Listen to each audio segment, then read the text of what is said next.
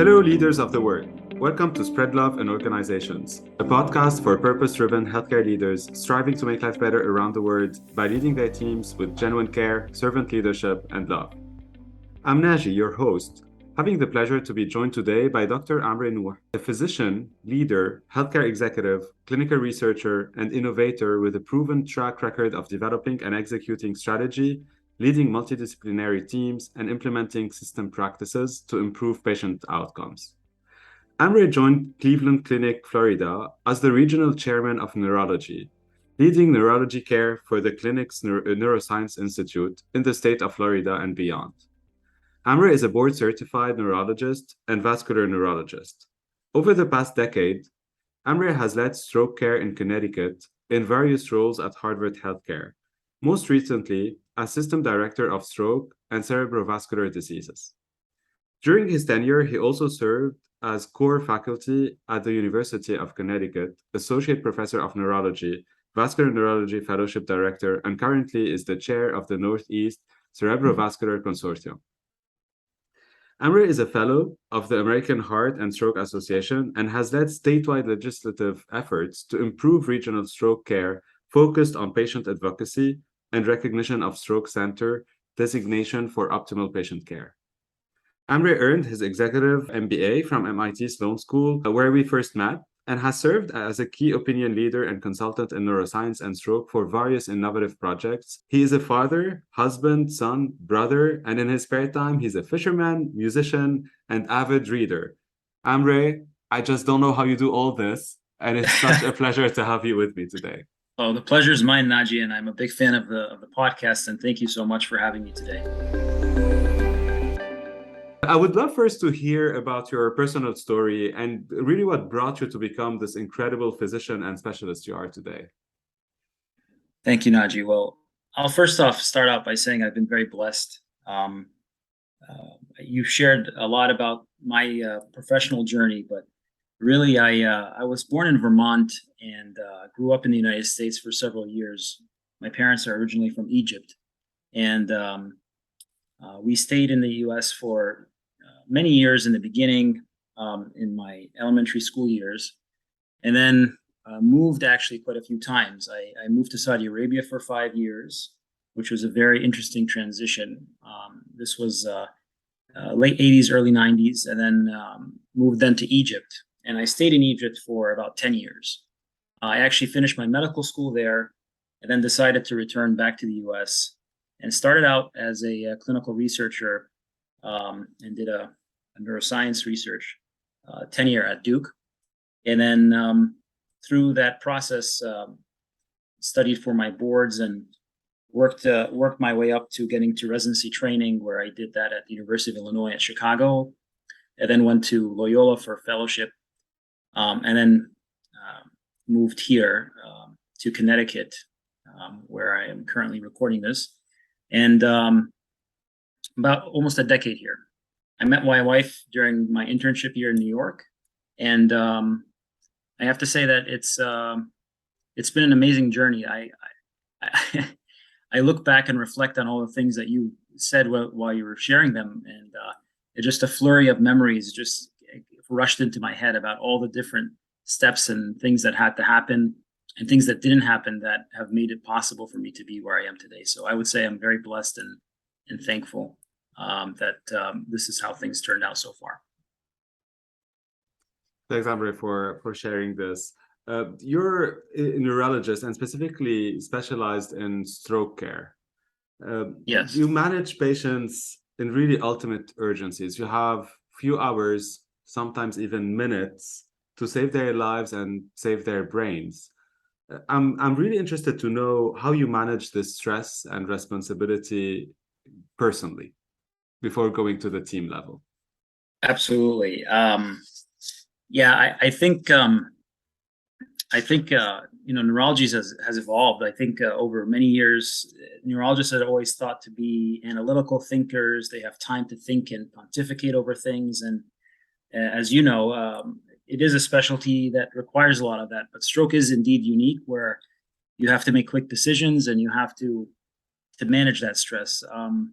I found it very calming to think of things in chunks of time and steps. So I think being disciplined with a process, following a specific protocol that you have, and creating it out of a habit out of managing your time while you're thinking through the steps has been key. Every now and then you'll encounter a patient that doesn't follow the book and kind of throws you off track of your process, and is trying to keep calm under that pressure, and always remembering that you're not alone, thankfully. No decisions are made in vacuums, and there's always someone around you. So when things do kind of present themselves unique, or a challenge that is different than what I've seen, I tend to take a step back, take a deep breath, and I think there's no shame at all in calling a friend or seeking some advice from a colleague. I think that's the most important part, because ultimately, you want to do what's best for the patient. So while you're doing this, you're obviously also managing a team, a cross-functional team with different tasks, different responsibilities. So how do you make this at this team level, ensuring coordination, agility, speed, and also continuous improvement in your patient care? Yeah, I would actually take that and maybe share with you sort of my strategy that's helped me so far, and what I've really learned over the past decade leading teams, is really rallying everybody around the vision. There's two quotes that come to my mind always when I talk about this. And the first one is, a vision is not an idea, because everyone who's ever taken a shower has had an idea, right? It's the person who got out of the shower, dried off, and did something about it that made a difference. And that's a famous quote by Nolan Bushnell, which essentially means that you have to really be very communicative about your vision, and you have to execute it. And to execute it, you have to have a pathway. Another thing that comes to mind is, if you don't know where you're going, any road will take you there. And that's a famous quote too by Lois Cornell. So those 2 points together really, I would say, provide a true north for the team. So on the smaller scale of managing an acute care patient, it may not seem as important, but on a larger scale of leading stroke teams and leading hospital divisions and leading healthcare at a larger level, everybody has to know what the true north is. And having a vision and having a plan about how that vision is going to fold itself or evolve is really key. So I think communicating, setting expectations, and resetting expectations very clearly about what it is we're trying to achieve is really the way to go.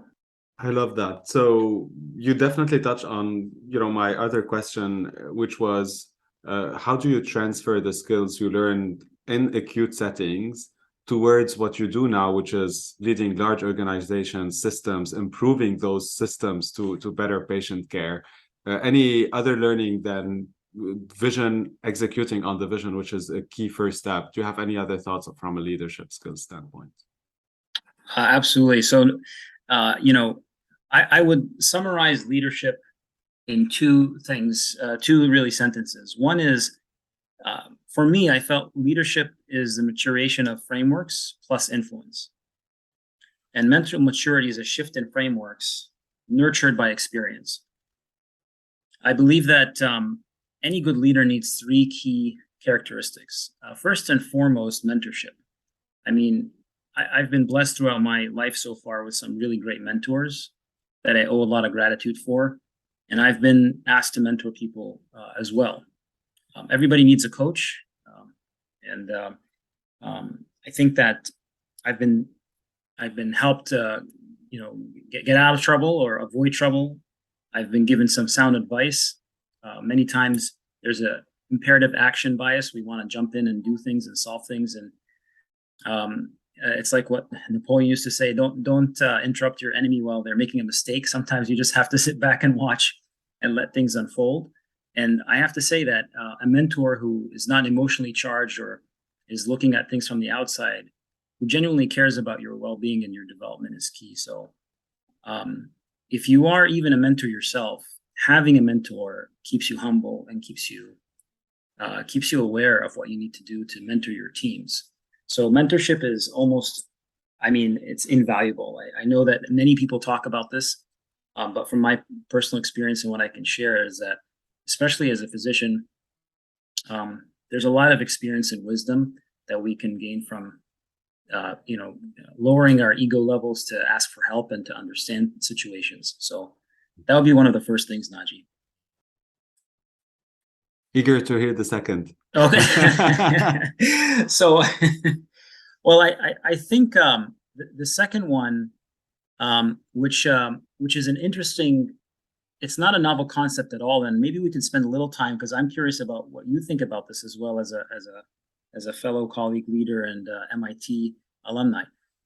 Being assertive. I mean, I was reading recently the work by Emmanuel Smith, and who kind of summarized coping mechanisms into this very interesting framework and concept where we are all conditioned by our design to have fight or flight responses. I mean, that's what differentiates us from any other creatures on those ends of the spectrum. In the center, we have verbal reasoning. If you're driving your car and someone cuts you off, you're not going to get out and fight them. It's because we have the verbal reasoning part. But over time, what ends up happening because of the emotional load that is associated with a problem or a situation or an opportunity, we tend to treat things with the slider approach, where instead of the fight mode, we're in this. Some people become passive aggressive, and on the flight mode, they become non-confrontational. And that there's a slider in the middle. And sometimes when you deal with a problem that's you don't want to deal with, you just avoid it. You use some fancy words. You pass it on to someone else. But in reality, you really didn't cope. You just became non-confrontational and avoidant, or you get the passive aggressive behavior, and we see it all the time, not only with leaders, but even with our team members and others. But true coping is being assertive and really calling things out for what they are and trying to avoid that trap, either falling a victim to an abusive relationship where passive aggressiveness is the culture or the tone of the relationship, or non-confrontational avoiding things where you can't get anything done because people are indecisive.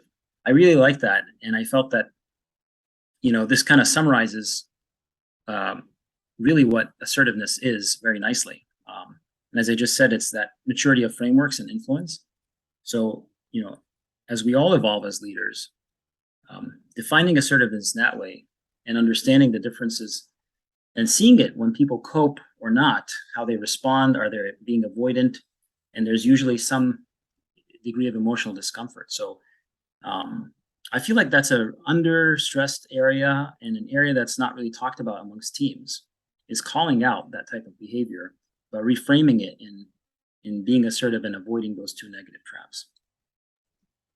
Yeah, this is super important. I just said, Amre, I think you're touching on different aspects, as you said, around assertiveness. You have making sure as a leader that you're building this safe environment where people feel safe to say what they think, to challenge, and where honestly confrontation is good.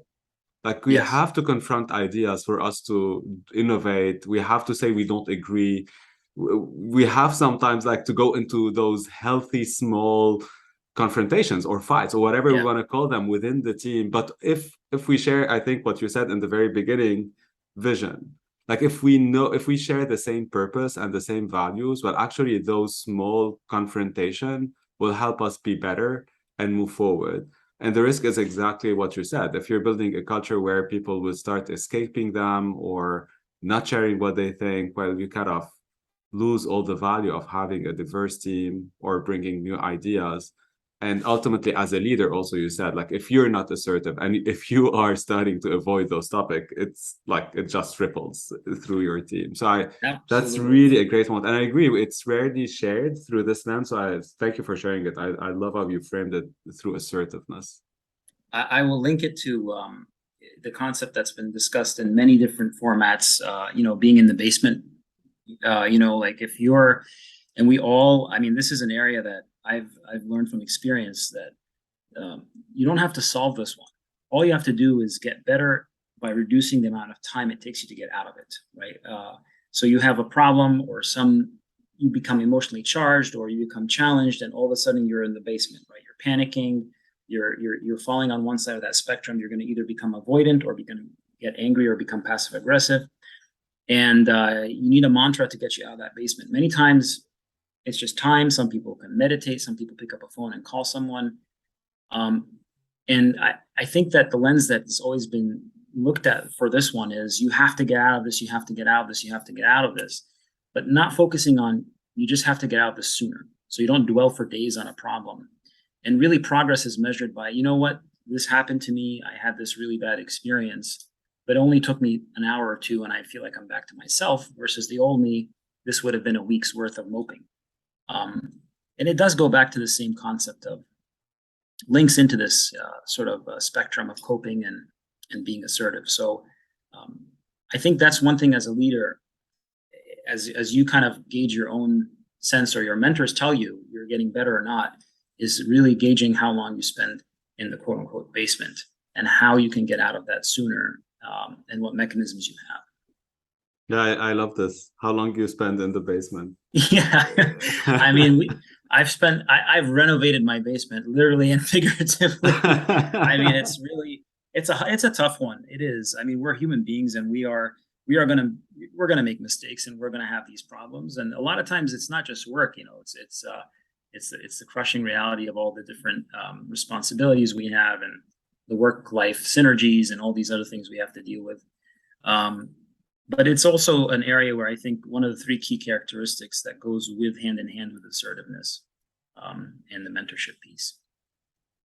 Yeah, and so you talked about two things I would like to kind of double click on. Obviously, as you're saying, it's not only work, it's all that goes around it. And in your intro, you also talked a little bit about this, like the things that happened that made you not do things or that pushed you to do things not the way you wanted to do. So I'd love to hear more about this. And then I will go into, you talked about mistakes. I'd also love to talk about this, but let's start with the first one. So I'll start that off by talking about the widely shared, the widely taught, the widely believed notion of work-life balance.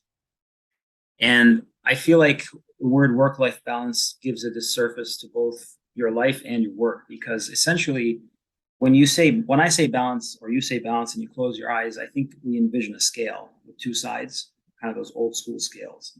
And that the word balance automatically assumes that those things have to equal each other out. So sometimes you have to, rob Peter to pay Paul, and you're gonna, do a little more with work at the cost of family life or your other life, or vice versa. But they're never in sync, and you're always tugging on one side or the other. And we've always been sort of taught that we have to perfect that. But a mentor, ironically, has shared with me a very important concept and said, never say work-life balance, always say work-life synergy. And there's two incredible lessons in that sentence alone. Number one is the choice of words matters. It goes back to framing. If it's framed right, you're gonna think right. And the second one is using the word synergy instead of balance. And Naji, I mean, you're one of the busiest people I've ever met as well. You've managed a lot of things, and I think this resonates with you as well. It all has to make sense together. You have to find ways where your work is meaningful, and that it is not robbing you of the joys, the focus, the being in the moment with your family, outside of the confines of time. Because the reality is that's the one variable that no one has any control over. You're going to still have those 24 hours and make most of them, but it's framing not just to yourself, but also to your family. Get them involved in what you do, share the passion with them, even if they don't feel passionate about it, and understand where they're coming from. The way a problem is posed influences really how you solve it and how you kind of address it. And work-life balance sounds like a problem. It doesn't sound like a solution, but work-life synergy does. Yeah, I love this frame when you said synergy. I've been more drastic about this. I say like there's no work-life balance. There's one life we live, and obviously, that's even better. But yeah, and as you said, I think like how you frame things And the power of how you ask the questions make a whole difference. I really like this idea of balance versus synergy. So if we go to the mistake part, in your word, obviously dealing with mistakes has practically to be like close to zero when you're dealing in an acute setting with a patient. But yet you innovate, you improve patient care constantly with your teams. So even though, unfortunately, the stroke kind of framework and innovation with drugs, etc., has not been as big as in other therapeutic areas, you obviously are treating better patients. Your passion is in hospital stroke, but also outpatient care. Yes. So I'm really interested to know how you deal with zero mistakes and following the processes as you said, and at the same time trying novel ways to better treat patients. How do you deal with those two things, especially that, as we've seen at MIT and as we many times here, do mistake, learn from them, trial and error, but in such a high stake specialty, it has to be a little bit different. So I'm eager to hear how you do this. Wow. That's a lot, Naji. I'm going to attempt that one as best as I can. It is a very big responsibility to manage patients and take care of them in any specialty. And you're right, the tolerance level for mistakes is zero. We always talk about the first rule of medicine is do no harm, and I believe in that wholeheartedly. I would say examples of mistakes that involve bad leaderships or bad decisions are around who was right versus what is right. And the reality is that we are human beings taking care of human beings. So mistakes are inevitable. We try our best to avoid them by sticking to process, sticking to protocol. I think what I found that helps with learning from mistakes and keeping that spirit going and really connecting with the human beings we are and the ones we are caring for is emphasizing that relationship, is making sure that we are with best intent going to do our best. We're going to settle only for the best, and if and when something bad happens, an adverse outcome or something that wasn't planned, or there is some degree of error, how we handle it is going to matter way more, in my opinion, over maybe 9 out of 10 times than just getting to the outcome.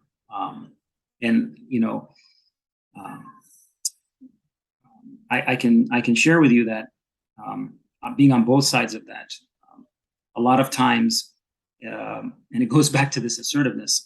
A lot of times, you fall into that trap of either playing the blame game, or which is passive aggressive, and not owning the problem, or being non-avoidant, that it wasn't me and it was someone else, or this only happened because someone didn't do this part or that part. I could tell you that some of the best stories I've had with families and patients were those that did not have a good outcome, ironically. And when I talk to many of my colleagues in neurosciences, we all have those heroic cases where it's a great save. Someone was paralyzed and coming into a hospital, going to be completely disabled, and within hours have complete restoration of blood flow, and they literally walk out the hospital. Those miracle cases that we see on the news and on TV, and we're fortunate to be part of that many times. But a lot of stories that I will never forget, and the ones that I think of often, and the ones that have helped teach me way more than the good outcomes, were the ones that were bad outcomes. And I actually have long-standing family members of patients who passed away, and it was how we handled that and how we handled the bad outcomes. So I know that that's a long answer for a long question, but that's the reality of what neurosciences is sometimes. It's such a unforgiving system, the nervous system. And you're right. I mean, we have made a lot of advances, and what drives me to continue to strive in this field, is I think there's a lot of potential still in advancing technologies and bridging the gap between good patient outcomes and the shortcomings of the human ability to care fully for these folks. Thank you so much. It's not at all a long answer. It's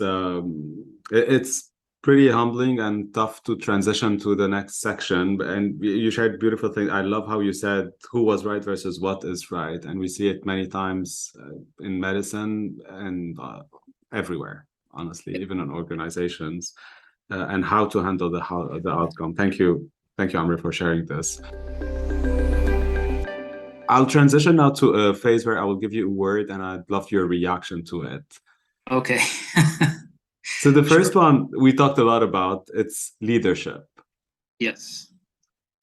Yeah, I'm going to reiterate what I said. I mean, leadership, John Maxwell says leadership is influence, nothing more, nothing less. I don't disagree with that. I would just add that leadership is a maturation of frameworks plus influence, and that maturation comes from being nurtured by experiences. So that's what comes to mind. Health equity. Health equity. What, in my humble opinion, health equity is offering every patient the same care you would give to a family member or to anybody else, independent of who they are, what their background is, where they come from, and treating them like you treat your own family. Mentorship is sharing these nuggets of wisdom. This type of conversation that you and I are having the pleasure of having is so valuable for the people that you mentor. And I think mentorship is gold. There's no way that anybody in any position at any rank does not need a coach. Everybody needs a coach. The last one is spread love in organizations. So, I love that. And this is why I'm a big fan of what you do, Naji. Earlier, I said there's 3 main characteristics of a leader. And I think that the last one resonates with this word that I'll tell you is empathy. A little bit of empathy goes a long way. There's a really great book that I read recently by Mo Gaudat, which is Solve for Happy. And there's a lot of great nuggets of wisdom in that one. One that really I liked was how the author frames how we perceive the world and says we are all movie stars in our own movies, and everybody we interact with is a supporting actor. So right now, I'm the movie star of my movie, and you're the supporting actor, and in your world, it's vice versa. And a little bit of empathy will help us oversee, not oversee the fact that separate reality exists, and will allow us just enough to keep our eyes and our ears open to understanding where other people are coming from. So spreading love in organizations has to come from empathy, has to come from that ability to recognize that, sure, you are the movie star of your own movie, but you have to understand sometimes that the person sitting in front of you feels exactly the same. And maybe you should play a supporting role for that love to spread. Because if everybody stays as the movie star, the team will fall apart. Any final word of wisdom, Amre, for healthcare leaders around the world? It's a journey. One of my mentors always says it's about progress and not perfection. If I were to have this talk with you a few years ago, it would sound very different than it is today. And I hope that we could redo this in a few years. And I'm sure you and I will have a whole different host of things to talk about. I think there are some core things that we talked about. I think first and foremost, talking about vision for others, having your own value system is so important. Another mentor always told me, write down your 3 core values on a piece of paper and carry them in your wallet. And when you're in the basement, take out your wallet and take out that piece of paper and look at it. And it was very interesting. I mean, I've done it a few times, but I'm going to be honest with you, it's hard to do that because, once you're panicking, if you're panicking and you're reaching for something in your pocket, that's not a good thing to do all the time. But I think that's a great nugget of wisdom. Knowing your true north and reminding yourself of your true north will help keep that work-life synergy going, will help prioritize where you need to channel your energy, and will help build a foundation and a growth mindset for you to continue to evolve as a leader. And staying humble and staying true to yourself and understanding those shortcomings will only help perpetuate that. I'll leave with this final piece of wisdom that's not mine, but perpetual optimism is a force multiplier. That's one of Colin Powell's 13 rules of leadership, and it's true. You have to have a positive mindset, everything we just talked about. You could see the half glass empty, but the half glass full is always better. Thank you so much, Amre. And I love your challenge. Let's put a date in 5 years to re-record, whether this podcast is still here or not, but I will do it with you again in 5 years and we will chat about it. I love it. I really look forward to it, and I think it will be awesome. Thank you, Naji, for everything you do. I think spreading love is important, and I hope to continue to hear all the great guests you have and learn from all the great episodes and nuggets of wisdom that you get to share with the world through your guests and through the discussions you have. Thank you for having me. Thank you so much. It means so much, Amre. Thanks for being with me today. Thank you all for listening to Spread Love in Organizations podcast. Subscribe and connect with us on SpreadLoveIO.com and your favorite podcast app. Most importantly, spread love in your organizations and spread the word around you to inspire others and amplify this movement our world so desperately needs.